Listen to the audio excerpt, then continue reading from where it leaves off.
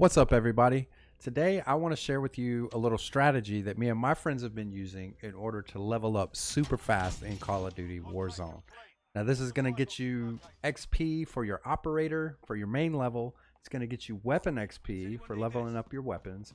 And, of course, leveling up your battle pass if you, in fact, have the battle pass. Now, this is going to be super good for free-to-play players that don't actually own Modern Warfare, the main game, and are only playing Warzone since it's free-to-play. This is a good way for you to level up your weapons and get you some loadouts going so you can be more competitive in Battle Royale, since you don't have the advantage of leveling up your loadouts with the other multiplayer modes in the main game of Modern Warfare. So what we're going to do in order to achieve this is we're going to be going into the plunder game mode. Now in plunder, it's a little different. You're not going for kills and kill streaks and body count. You're going for money. You want to be the team to get the most money by the end of the match. It's all about the money. It's all about the supply boxes, or we call them crates. Crates, crates, crates. Hashtag crate life. In addition to the crates, you want to keep your eyes open for contracts. Now, there's 3 types of contracts, and we'll break those down in a bit. But basically, you want to collect as many crates and do as many contracts as you can through the duration of the match. That way you can gain an early lead and then hopefully maintain the lead until the end of the match. Now, with this method, you don't even necessarily have to win. You don't have to place first. Either way, you're going to get some good XP and you're going to level up all your stats really fast. However, when you start using this method, you are going to see those first place wins come in a lot more often. And that's because everybody else is still going to be fighting each other and doing the things that I'm going to cover that you need to avoid in order to keep the advantage over everybody else in the match. So let's get right into what you need to concentrate on. All right, let's go over the loadout. Now, for your primary weapon, that's completely up to you. Basically, whatever weapon that you're wanting to level up, that's what you're going to take in with you, because you're going to be getting a lot of weapon XP really fast. Your secondary weapon, you're going to want the combat knife. You run faster with your knife out. So basically, you cover more ground more quickly, and you grab more crates, and you finish more contracts. Perks, for the first one, you're going to want double time. That's going to double the duration of your sprint, so you'll be able to sprint longer, which once again, more crates, more contracts. Second perk, point man. This is your money perk. This is going to give you extra money when you complete a contract. Also, for each squad member that has this perk equipped, it's going to stack, so the more the merrier. Perk number 3, you're going to want amped.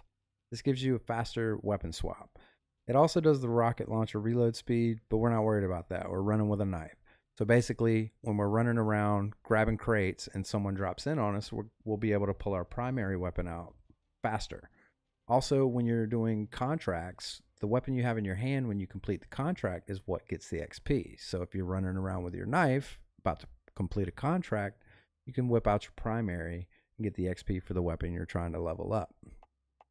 Now, for your lethal, doesn't matter. Whatever fits your play style, whatever you like to use the most, that's what you're going to want to bring in. But for your tactical, you're going to want to equip the stem. The stem cauterizes combat wounds. We're not worried about that, but it also refreshes your sprint. So basically, you're running with your knife, you're sprinting, your sprint depletes, boom, you pop a stem, and you can keep sprinting. Now for your field upgrade, it goes hand in hand with the knife and the sprint. You guessed it, it's dead silence. So this makes your footsteps silent, makes you a little sneaky breaky, but what we're looking for is the speed boost. So you got your knife out, you're sprinting, you pop dead silence, and you're even faster. So once again, more crates, more contracts. Now there is the Activate Pro where you can carry 2 field upgrades, but I wouldn't recommend that, because basically if you wanted to, say, bring in stopping power rounds along with your dead silence, the recharge rate on this is slow. The recharge rate on dead silence is fast. When you're carrying 2, it's going to take the slower of the 2 recharge rates, and you don't want to slow down your recharge rate for your dead silence. So I think it's more of a disadvantage than an advantage. Now, picking where you drop in is pretty important. I like to stick to the outer edges of the map. There's less people. We're trying to avoid fights here as much as possible, and there's plenty of missions and things to do around the outer edges of the map.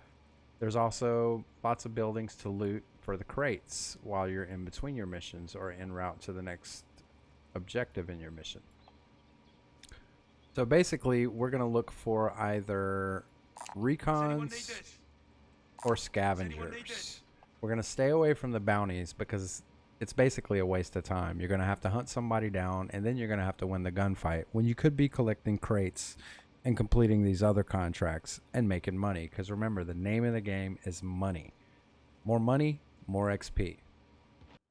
Now, once you're on the ground, you need to start going for crates. Listen for the hum, get to the crates, and grab them. Now, I like to start out when I first drop in by marking one of the contracts. So we'll cover the contracts real quick. First off, you have the recon contracts. Grab a recon contract and it sends you to another location, which is usually under 200 meters away. And it basically, there's a little checkpoint there that you have to secure for a certain amount of time. Now, if you're alone, it takes, I don't know, about 30 seconds or so. But if you have squad mates, the more squad mates you have, the shorter the objective timer is. Next up, you got the scavenger contracts. Once you pick up the initial scavenger contract, it's going to send you to 3 different locations to pick up a special crate. The good thing about this is that you're going to get your big bonus at the end when you pick up the last crate, but you're going to get money every time you open up each one of these crates. You're also going to get weapon XP whenever you open up the crate. So you want to make sure if you got your knife out, you want to switch to your primary whenever you open up each crate. And then especially the last crate, because that's going to give you your biggest XP boost. When you're going for the scavengers, if you're on foot and not in a vehicle, what you want to try and do is listen out for the regular crates and pick up as many of those in between the 3 locations that you can, because more crates equals more money equals more XP, which is what we're going for here. Now we'll go over a few things that you want to avoid doing while you're running through and grabbing your crates and completing your contracts. Okay, first off, and this is going to sound a little weird because we're playing Call of Duty, but you want to avoid firefights. The name of this game is collecting the crates, getting the money, doing the contracts. If you get into a firefight, then that's going to take away from the time that you could be collecting stuff to get more money. Now, sometimes you're not going to be able to avoid it. People are going to drop in on you, pop up on you unexpectedly. Now, of course, you're going to want to try and take those folks out, but you definitely want to try and avoid jumping back into a firefight after you die, especially if you're outnumbered. Because while it's okay to die, you're not going to lose a lot of money. If you die over and over, that's when it starts adding up. So you just got to pick yourself back up and continue collecting crates and completing contracts.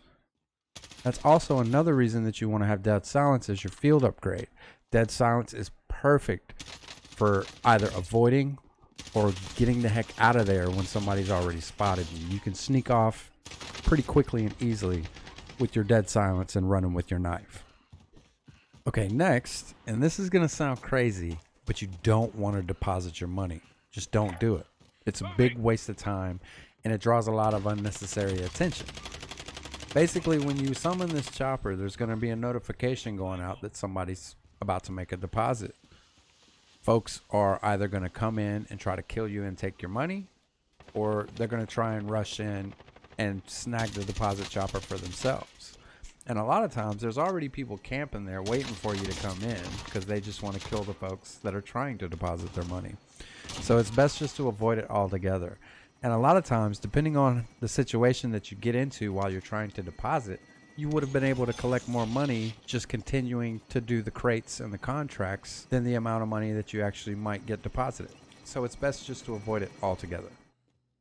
Now, there is one way that you can get a little bit of your money deposited, though. There's the cash deposit balloon. You can find these in some of the crates that you're going to be opening as you go along. Now, if you find one of these, it's a quick and easy, go outside, drop it, throw your money in, it holds 150K, and then continue what you're doing. So that's the one time that you can deposit a little bit of money. I wouldn't go so far as wasting time and buying them at the buy station, because you can do that. But usually if I find one in a crate, I'll go ahead and use it. If not, no big deal. I just don't deposit.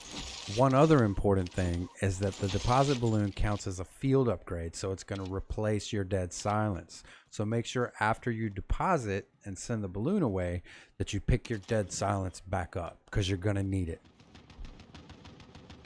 Now, the last thing you want to avoid is the oh so tempting cash drops. It's a boatload of cash, but it's really not worth it.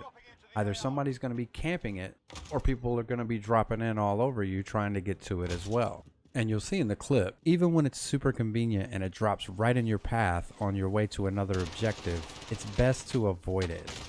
Now you'll be able to do this just as effectively if you're running it solo, but we all know that this game is more fun with your friends. So when you're running with a squad, you want to remember that communication is key.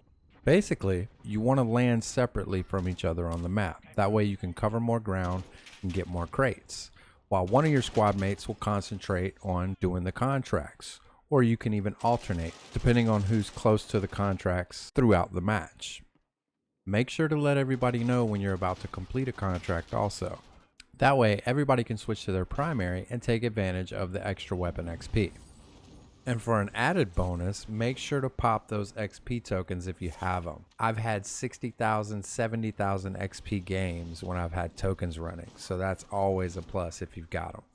And that's how you get those high XP games and level up really fast. You go into plunder mode, you pick your primary of your choice, your secondary is going to be your combat knight. For your perks, you want double time, point man, and amp.